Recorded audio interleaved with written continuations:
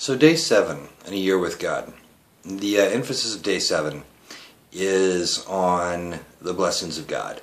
As we dwell with God, we see the blessings of God reflected in our life. Sometimes it's easier to see, sometimes it's harder to see.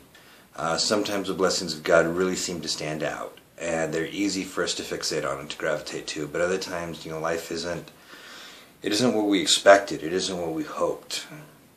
And in times like that, it becomes a little more difficult to see the blessings of God. But I think in times like that, looking for the blessings of God is doubly important.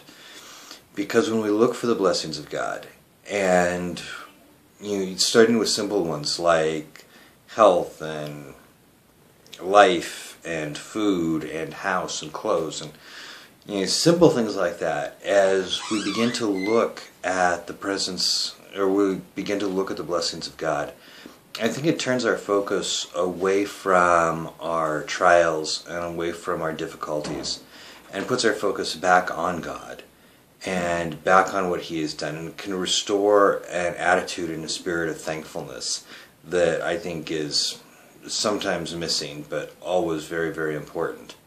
I think it can help change our attitudes and our perspectives. Let us see things from a different way as we realize that God actually is with us and among us and blessing us. So, those are my thoughts on day 7. Tomorrow we start week 2 of A Year with God.